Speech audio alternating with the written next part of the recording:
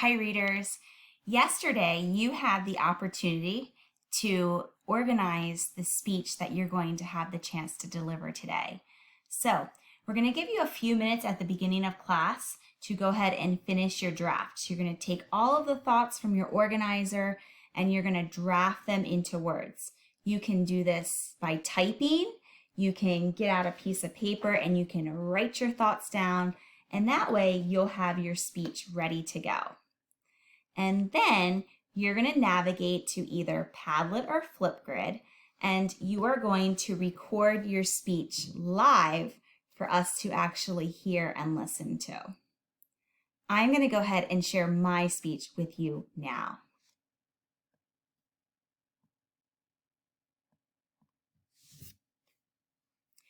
Who needs to learn from home?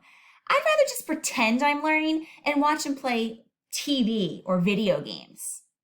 I'm Miss J, and I'm here to tell you that you need to learn every day, whether you are at home or in school.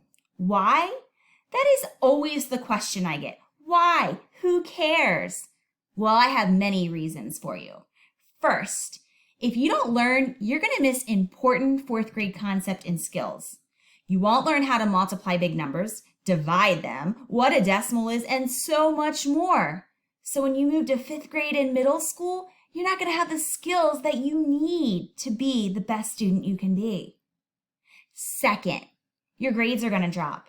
If you don't complete your daily assignments, you're going to earn zeros, and zeros will drop your grade a lot.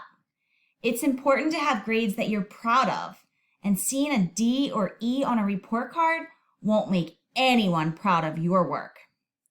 Lastly, as a student, you have one job, and that's to go to school and get a good education. Why do you need an education? I'm always asked so many questions. Why?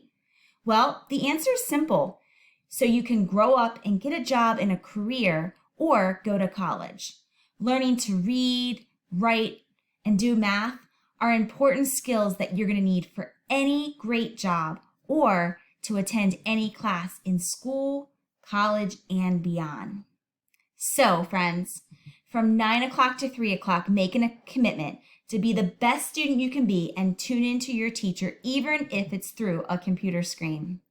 You'll be smarter, prouder, and wiser in a flash, or should I say a click. All right, friends, so that's my speech. I drafted my speech in words on the computer on a piece of paper, and then I just read my speech to you.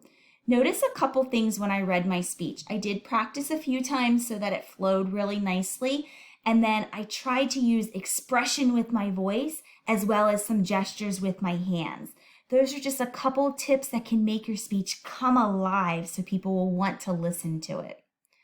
All right, friends, it is your turn. So you're going to draft your speech and record your speech so that we can listen to all of your great topics and hear what you have to say.